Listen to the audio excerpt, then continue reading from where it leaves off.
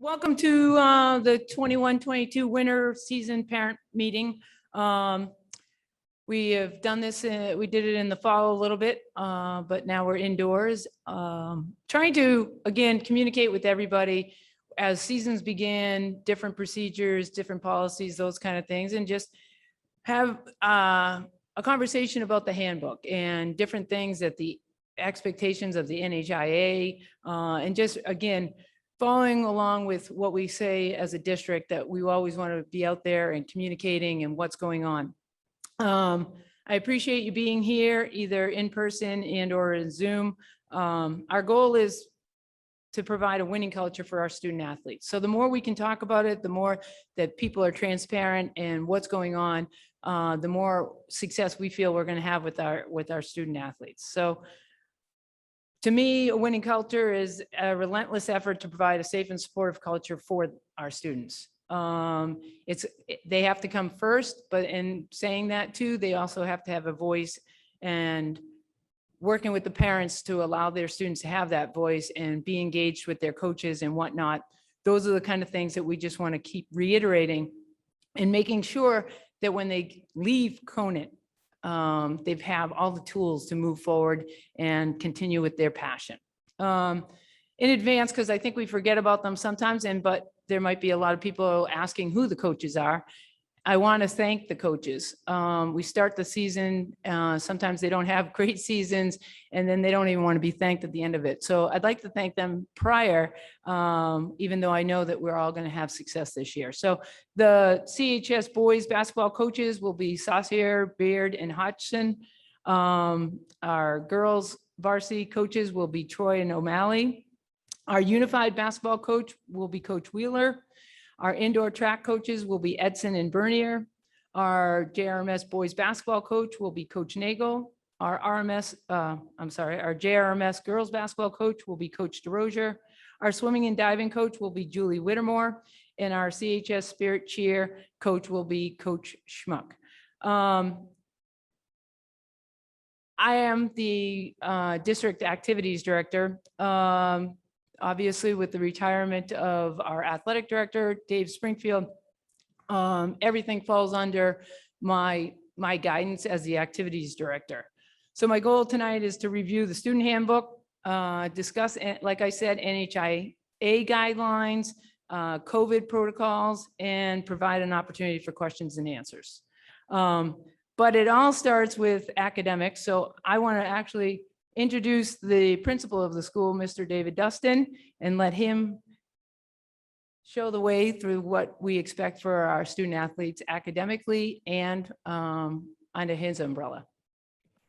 Thank you very much, Ms. Linstad. I first of all apologize for being Zoom tonight. Like I'm sure every parent who's in attendance tonight can attest to, having children and having family things that sometimes conflict with other events. It's great having an alternative way to Zoom into these things and be a part of them. So thank you in advance for bearing with me, as I'm sure it's awkward with me staring down from a projector screen tonight, but I do appreciate everyone's attendance and flexibility and understanding with my Zooming in this way. So I just want to reiterate a couple of points that Ms. Linstad said regarding the importance of extracurriculars, including athletics, in the lives of our students and of our school. And the winter season for us is often, as much as all of our sports seasons are energized and have lots of participation, we know the winter season is when we often get indoors, get excited, have lots of great success with our teams. And I think we all look forward to this year having some more return to the normalcy of having spectators and things like that with our sporting events, and hopefully having lots of learners involved. I know I missed last year the ability to see our kids in the Pratt, or see them in the RMS gym, or see them at the pool, or wherever else they're taking place in athletics.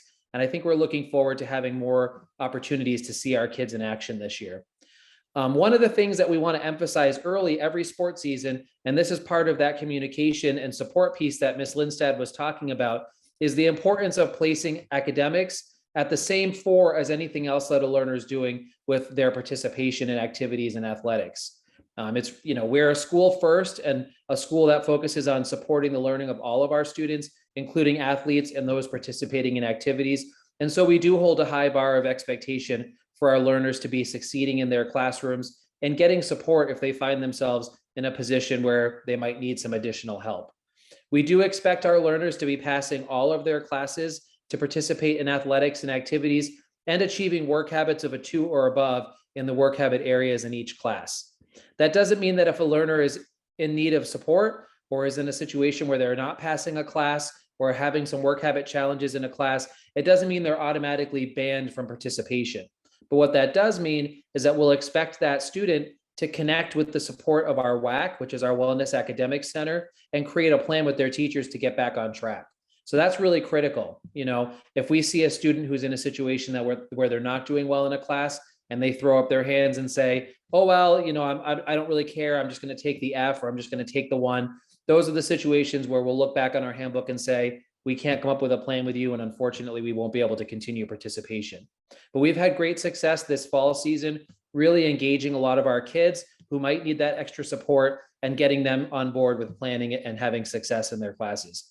So I really want to emphasize again, we expect our learners to pass their classes academically and on the work habit side, which is defined as a 2 or above. And we offer a lot of support for our kids if they do end up in a situation where they're failing 1 or 2 classes or do need some of that work habit support. The key piece is that they're meeting us halfway and working on growth steps with us. There is an absolute minimum where no amount of planning can really help us with participation, and that's 4 classes. So even if we have a good plan in place, the NHIAA, which is our governing body, has a minimum of passing 4 classes for participation to take place. So passing everything is the expectation. Lots of support if there's some failures or needs of support, but still passing 4 classes. If we drop below that 4 level, we'll have to unfortunately not allow participation until we can get back on track. So we just want to be transparent with that. And again, please work with us to encourage your children as they're working in this sports season to get help early and often from their teachers, to make sure they're focusing and prioritizing schoolwork so they can have a great season in athletics and have a great semester for the rest of this term in school. And with that piece aside, once again, we want to be here to partner with you to support our learners in all of their extracurricular activities, including athletics. If there's something that we can do to help you or your children, please reach out. Again, we like to connect with our families and to be involved. So I think that's it for me for this portion, but I'm happy to stick around and answer any questions that may come up as the presentation continues. Thank you, everybody. Thank you, Principal Dustin. Again, we all know that if we're having success in the classroom, they're going to have success on the field or on the court or in the pool and those kind of things. Struggling academically weighs on kids, and that's where it is. They want to fulfill their passion. They want to play sports. That's their thing. That's what they want to do after school. But when they get behind academically, and so when I talk about that, that is what Mr. Dustin was talking about. The students were coming to me and saying, what can I do?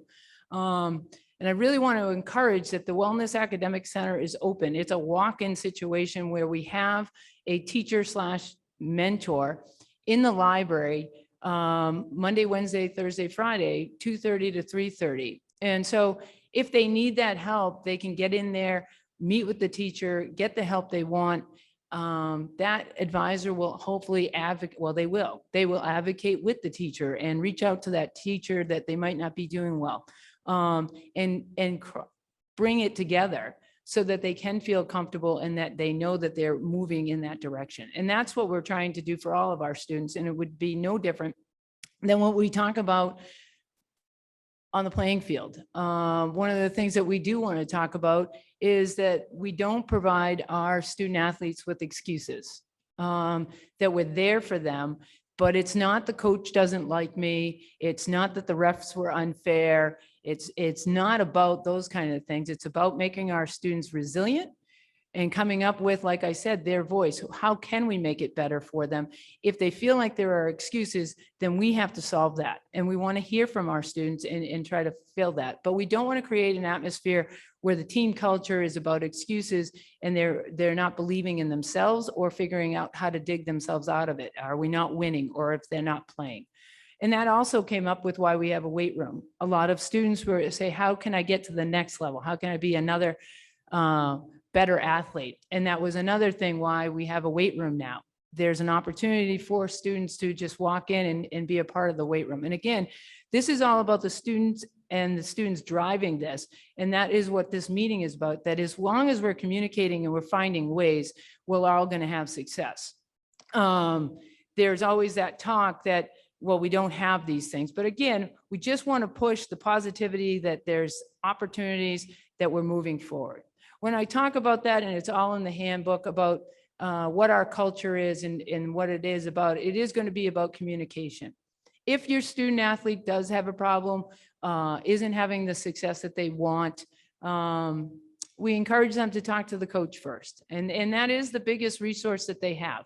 The coach is out there every day watching them and encouraging them, trying to figure out what makes them tick. What gives them that little oomph to get to the next level. And that is obviously what we expect of our coaches. We expect them to look out there and say, how can I get that little extra from this student athlete? How can I push them and encourage them to have success? So again, that's where all that positive stuff comes. But when they're giving instruction, that we're all paying attention and don't say that, oh, they don't really care. Again, so if your student has a problem with the coach, they should talk to them. Meet with the coach. If you don't feel that there's resolve there, then the next step is to meet with the activities director. That's me. And again, it would be a parent and the student, or the student can just come talk to me. We'll work those kind of things out. If I'm not the one for them, they could also reach out to an assistant principal. There's plenty of people that will listen, and we will obviously work on the situation. The ultimate person, though, that if there's a real problem and I haven't resolved it, or anybody else, then we would want you to go to the principal. Okay. But again, we think with good communication, we're going to make those kind of things work out. But that's going to be it. And again, we know you as parents, you want what's best for your student, but so doesn't everybody else. And I hope we can make that culture where everybody feels like everybody's important. When I do say that, though, too, you're going to say, well, who's there for my kid when the ref made a bad call, or I'm really angry after a game? Again, we have a 24-hour policy. So we do not want you to, as parents, to find the coach right after the game and really just say what you feel. Take the 24 hours.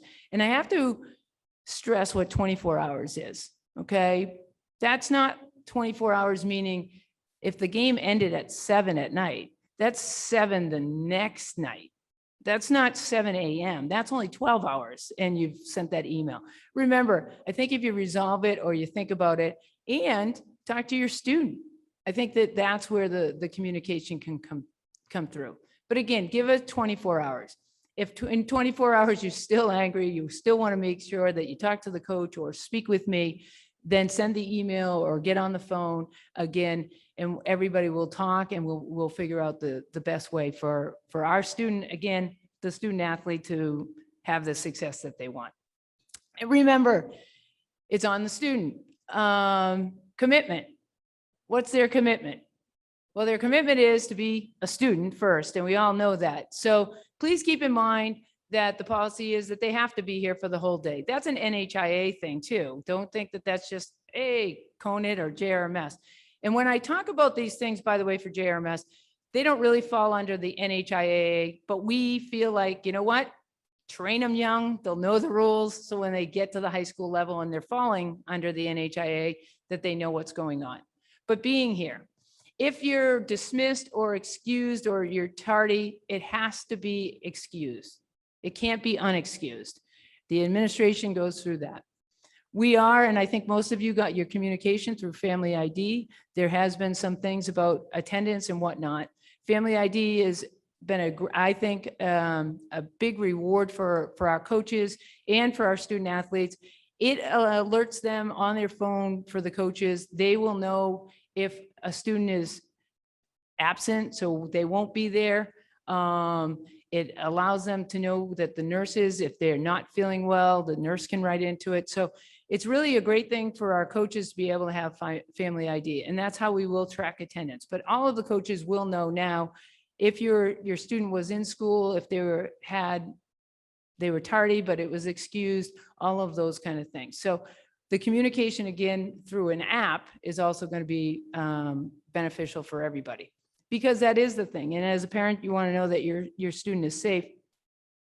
And for a coach to look and say, well, they're supposed to be here and they're not at practice, that's one of those things. That's a safety thing that they can look at and be like, hold on, where is? So these are all those things that we're always making sure, and we're checking the boxes on. We're not trying to find problems. We're trying to make sure that we resolve problems or don't have a problem if somebody hasn't shown up for practice and they're supposed to be there, and where are they? Okay, so those are kind of the little things about that. But school, so again, remember, they have to be in school. If they have a doctor's note or they have to leave to be dismissed for a doctor's thing, those kind of things are excused. But if they're just randomly leaving because they just want to leave school, that's not going to be excused, and they won't be able to participate. Additionally, per the NHIAA, student athletes' first commitment is to the school, to their school sport. We love to encourage students to participate at higher levels and travel teams and those kind of things, but this is their commitment. And the NHIAA, this is their rule. If you're not, and you take a practice off or you miss a game for an outside competition, okay, there are consequences and you become ineligible. And ineligible is for 4 consecutive events and or 3 weeks. So remember, the commitment is to the school team. You're wearing those school colors. We're here to support. We appreciate that you have outside interest and those kind of things, but you can't take that outside interest over a commitment that you've made to the school.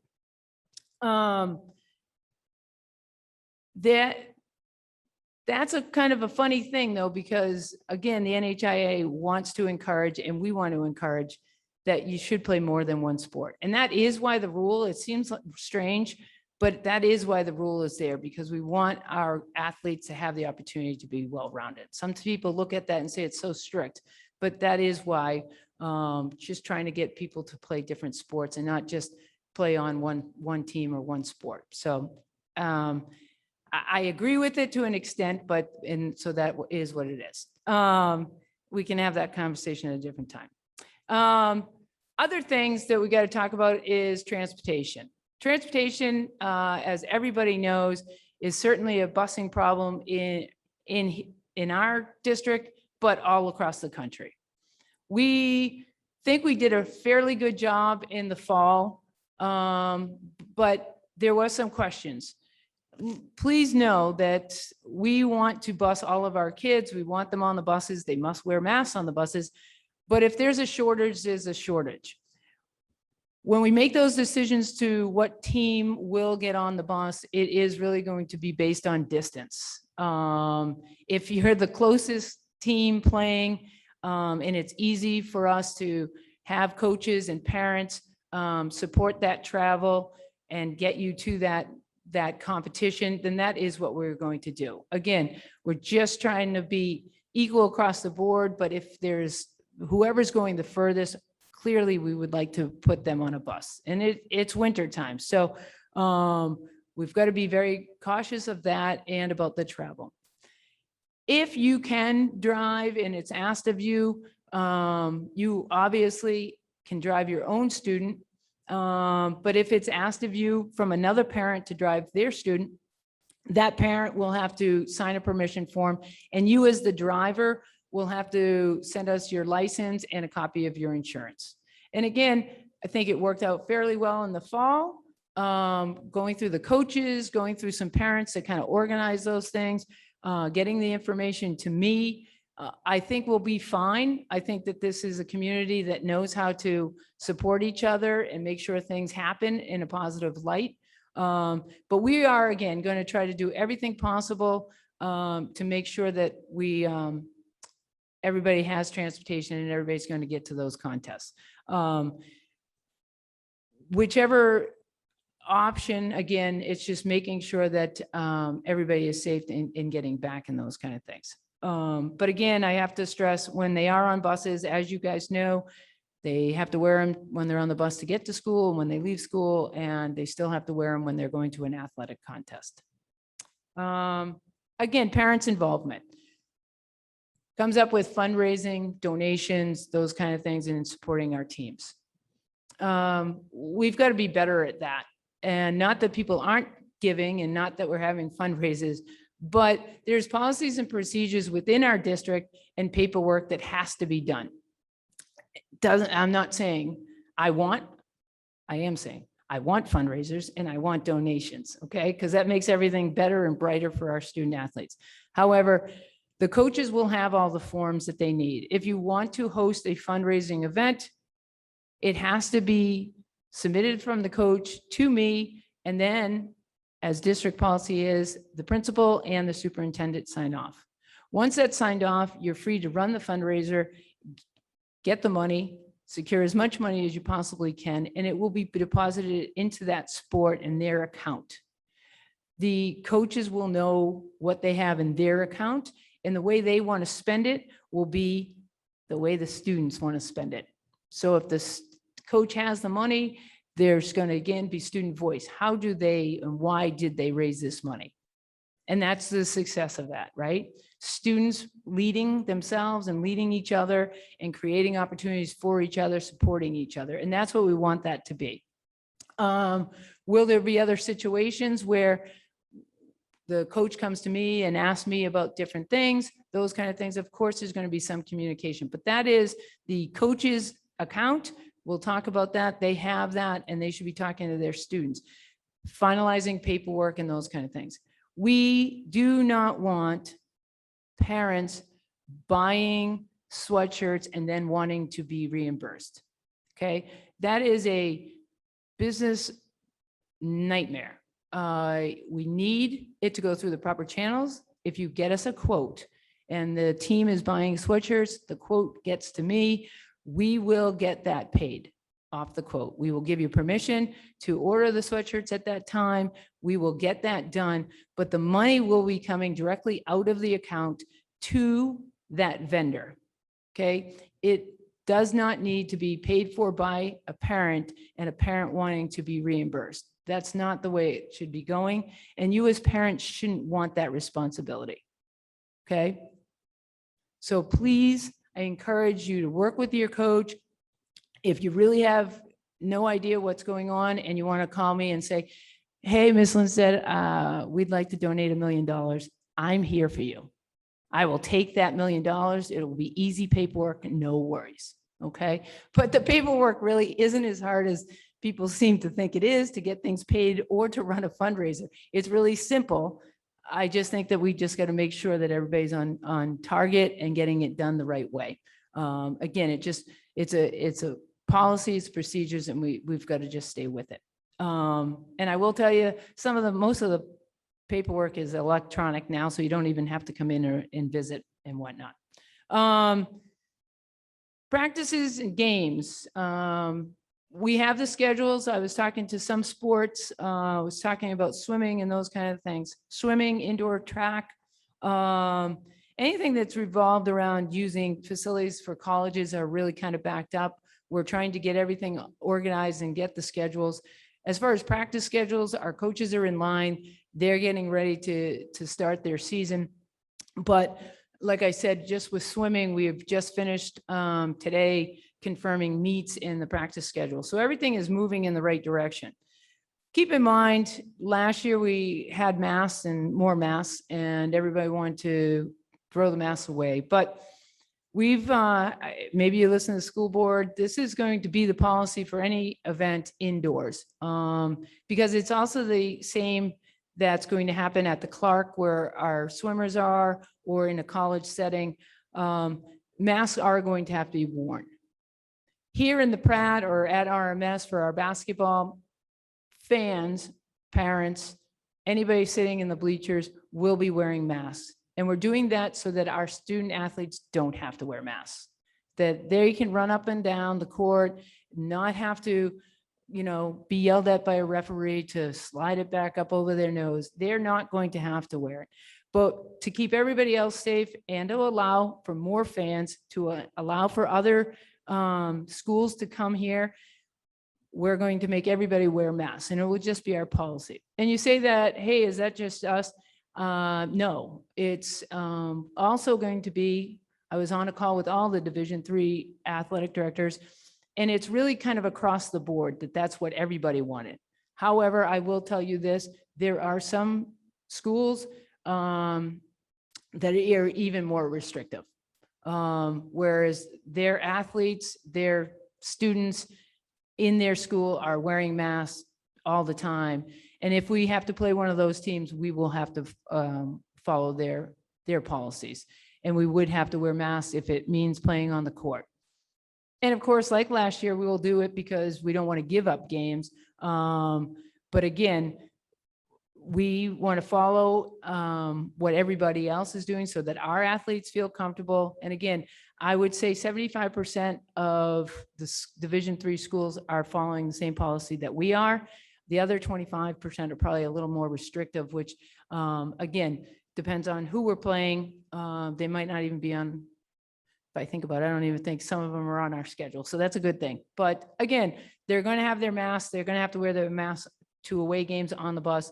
But when they're practicing here and they don't have to wear a mask and have that problem, certainly we feel better. And I'll give you, anytime they're on a court or like I said, on the deck for swimming, or if our cheer is out on the floor, they're not going to be wearing masks. Indoor track, again, when they're running. But when they're sitting around, they would wear them. But they, again, the benefit is that they can run and do their things and feel good about playing the game and not worrying about a mask. Another thing I do want to talk about, because it came up last year, and is about championships and parades. We want to celebrate. We want to celebrate our teams. It's been really hard having end of the year banquets right now separately. It's so much better when teams can get together and hear who everybody's MVP was.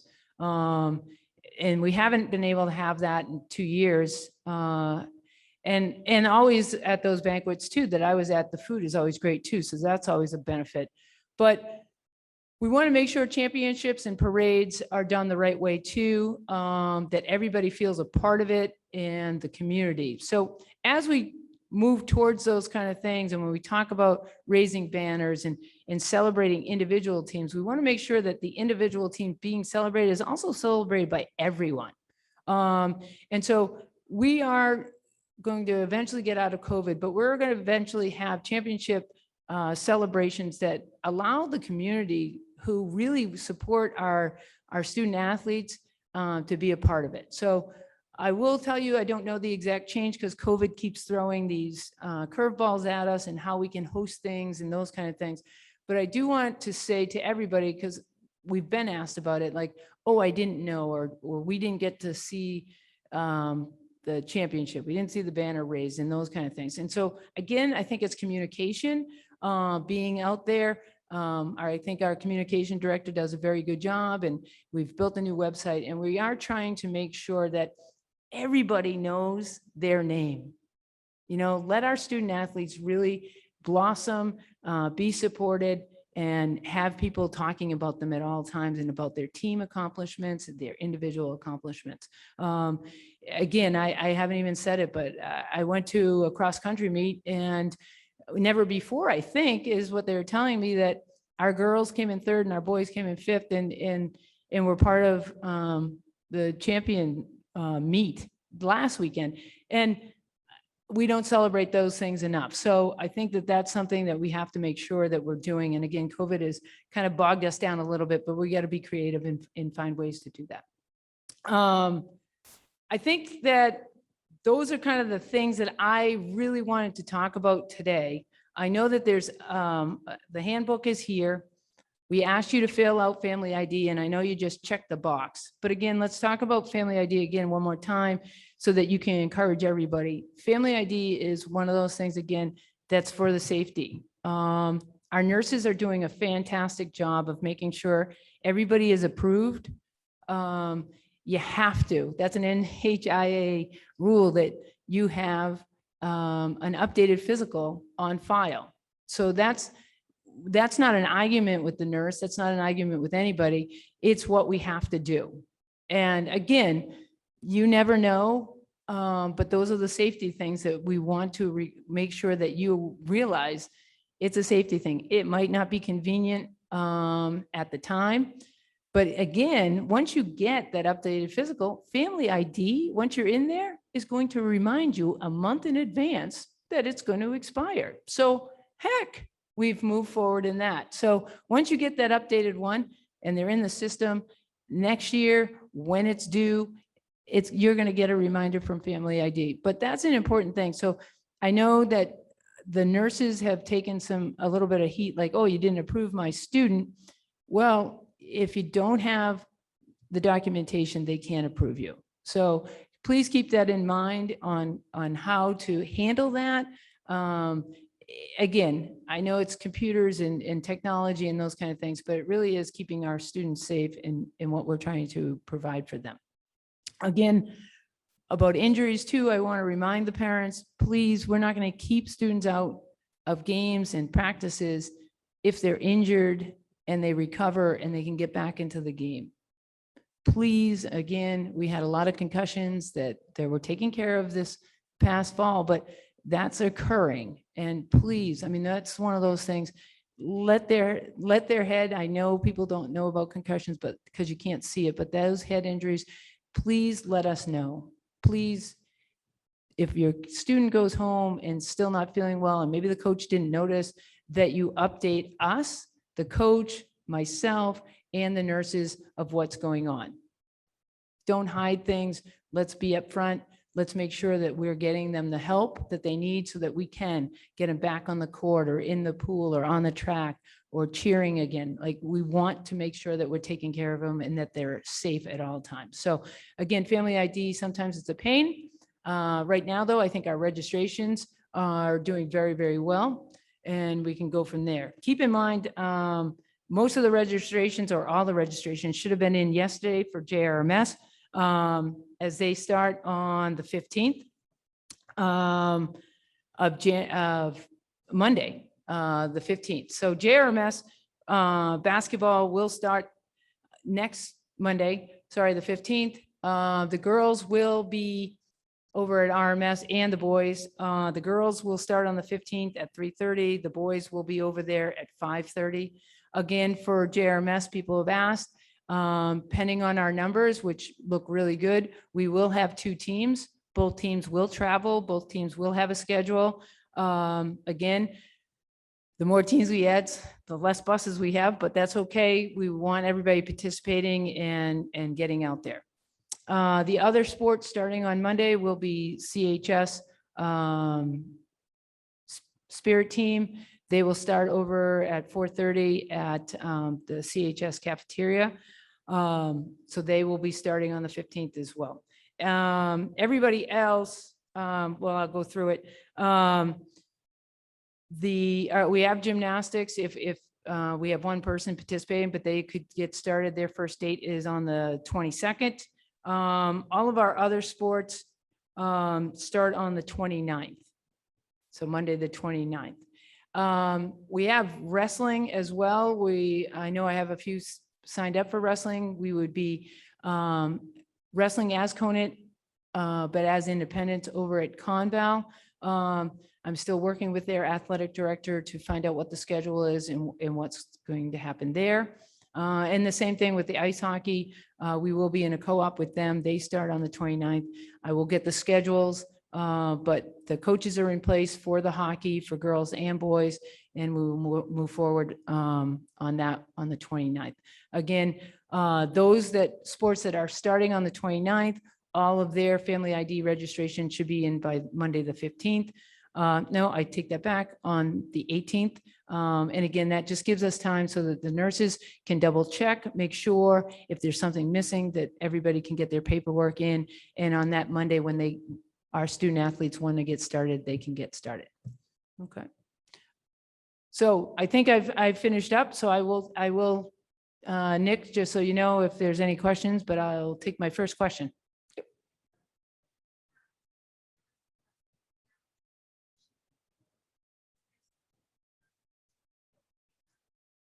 We are working on that. Again, that's going to be one of those things that we've got to discuss because unfortunately, we can't have a student relying on it.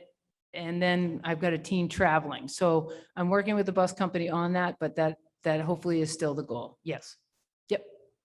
But you would have to pick them up. Yep.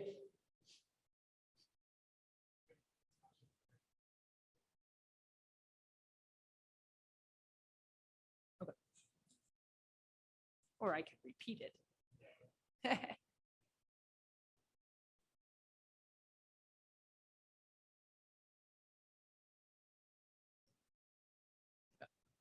Go ahead. Yep. Yeah, well, we're gonna go through the coach. I mean, we always provide the caps and stuff like that, but we'll talk about that and where we're at with uniforms and what we're gonna do. Yep. Yep. All uniforms, hopefully we'll have on the time. Some things are, as people don't realize, but by the way, shipping is slow. Just so, so we're trying to do the best we can, different things. That obviously happened this fall with getting the floor set up so that we could have volleyball. And it was just parts, and waiting for parts to come in was key in the problem. All right, we do also have an online audience. So if you are remote and you would like to ask a question, there are two ways that you can do so. The first, and we do already have some questions, and I'll read them out loud. So you can use the chat. Those will come to me. This is Nicholas Handy, the communications coordinator. I can read them out loud. Heather can answer. The other way that you can do a comment is if you'd like to actually make the comment yourself. You can use the hand raise feature at the bottom of your screen. I can give you the ability to speak. You can ask the question, then it can be answered. So while we're waiting for potential other questions, I'll start reading some of the online ones out loud. So first we have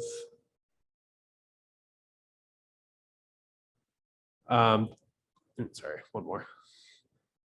So first question is the weight room still only accessible on Mondays, or can kids use it any day of the week during school hours or after school? We actually opened up the weight room. It's on Mondays, Thursdays, and Fridays every week. Wednesdays, every other Wednesday is what Miss Harding calls WOW. It's women only Wednesdays, every other week on Wednesdays. Again, the weight room is open normally 2:15 or 2:30, I'm sorry, to 4 on the, but it's definitely open Monday, Thursday, and Friday. Mr. Dustin and I are working on it and trying to figure out, hopefully in December, that we will have some more morning hours during the school day. So maybe first and second period, but we're trying to finalize that. But we'll know more about that in the next couple of weeks if they can attend during the school day. All right, next question is, did you say that JV and varsity boys basketball starts on the 15th? Nope. JRMS basketball start on the 15th. All of the high school basketball starts on the 29th. Is that what you said? So JR, yep. A question about when and where will the recording of this meeting be posted? I can answer that one. So I can process this video and I can hopefully get it up on YouTube.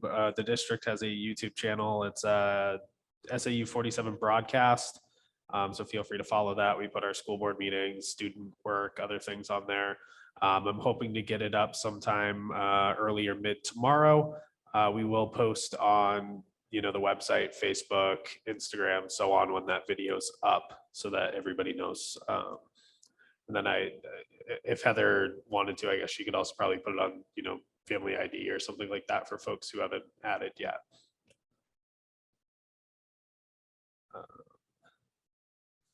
Somebody asked, will there be tryouts for basketball? At JRMS? It doesn't mentioned specifically? We don't have tryouts for the middle school, any of our middle school sports. Again, the numbers are where we want them to be. There's a lot of them, so we will have 2 teams. And as I said, there will be 2 teams, and both teams will have a schedule for traveling. As far as high school sports, as always, yes, there is the tryout period. That's based on how long the coach wants to host their tryouts. But yes, we will have tryouts at the high school level. Someone says, I didn't hear anything about the JRMS cheer coach or start date time. Did I miss that?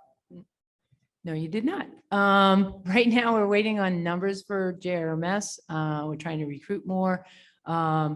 We do have a couple of coaches. However, I haven't hired them yet because we wanted to make sure that we have the numbers for the JRMS cheer.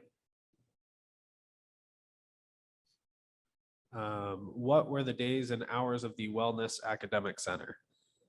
Can I go back to the cheer? Right now, I've talked to the CHS just so that I know I have 2 signed up for JRMS cheer. Right now, the head coach of CHS would be working with me and those 2 students. If we don't get the numbers, we will have an opportunity for them. I just want you to let you know. But hopefully we just need 3 or 4 more girls at JRMS. So as I tell all of the kids that want to run clubs, recruit your friends and have them join and make the cheer squad at JRMS a great group and a great activity and fun. The Academic Wellness Center is open Monday, Wednesday, Thursday, Friday, 2:30 to 3:30. And again, for the academic, I've been asked that question. The Academic Wellness Center, I don't foresee anybody getting injured, and unless Principal Dustin tells me differently, we don't have them sign up on Family ID for the academic wellness. Again, it's just a walk-in thing. We want the students to feel comfortable that they can just walk in on that day when they're just not feeling it. Or, you could walk in there the day before an exam and just, get that little extra help. And as I've said a number of times about, if you're doing well in the classroom, you're going to be even better on the field. You don't want to have the weight of academics weighing on you. You want to have that all settled and all taken care of so that you can do what you love and participate and play hard and be with your teammates. What time is girls basketball practice Monday and where for JRMS? Also, when will I get the schedule for practice and games? We're going to confirm the schedule. I always want to make sure it is made, but I want to make sure that the coaches feel comfortable with the schedule. But the JRMS girls will start at RMS on Monday at 3:30. The boys JRMS team will follow at 5:30 at RMS.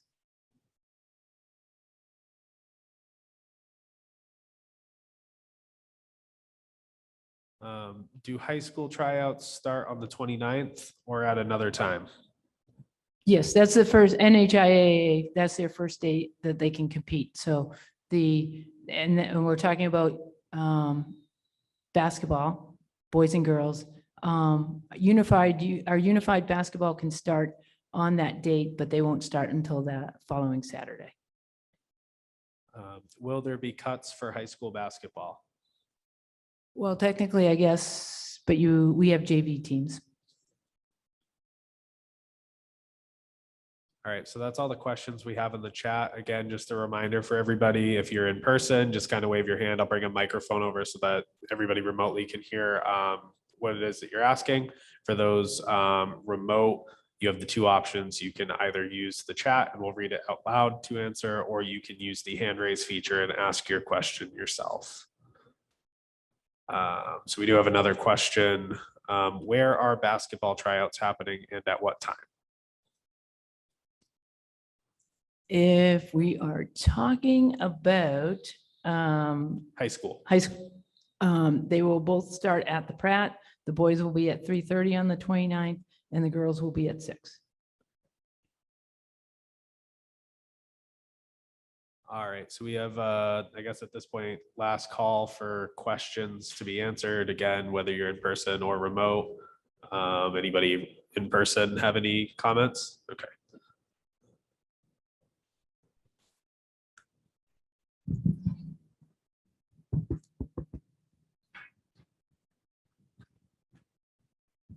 I just was curious. I just signed it's my first year signing him up for the school sports other than the fall, but I signed him up for 2 for the running club and basketball as well. And I was under the impression that the basketball team, they might not accept 7th graders, eighth grade. So are all of the 7th graders that registered going to be approved for a team for the basketball? All of every student from JRMS, 6th, 7th, and 8th graders Okay. are all going to be on a team. Okay, great. Yep. Okay, great. If we can he's, expect- he's super athletic because the running club is Tuesdays and Thursdays. Yeah. And it ends at 3:30, since I know all the schedules, and you want to get him to RMS at 5:30, then, Okay. go I get him. gotcha. Yeah, I So have he could some idea. be a dual athlete if you'd like. Okay, Yes. sounds good. And so we should still expect to hear some communication from the basketball coach later on then. Right, again, so those times are going to start then. Tomorrow, actually, I have the coaches meeting. I'm just going to go over it with the coaches, make sure that everybody's comfortable with the schedule and what's Okay. going on. And they will obviously give the schedule, but Okay. as far as once I have that, I will also send out just kind of the 2 days, maybe Monday through Wednesday next week, of the start times for JRMS, so the parents know. Okay. And then the coach will give you the schedule. Okay, sounds Yep. great. Thank you. Yep. All right. Anything else?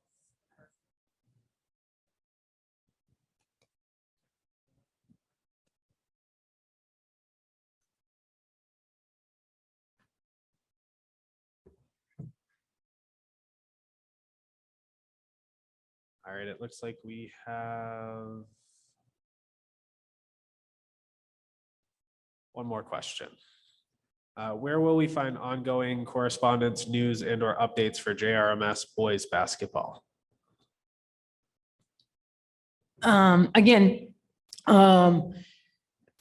we've done a great job. We love the monitors. Your students will see it on the monitors at the school of when practices are. So we're really happy with that feature. And we will continue to use Family ID because that's where you've registered and that's the emails that we get. So communication will be through there. And then once the season really starts, and that's why I said next week, after the first couple of practices, then it will be on the coach to kind of reiterate what practice times are and when they are practicing and where. Does that answer that? Yes, that seems to be all your questions.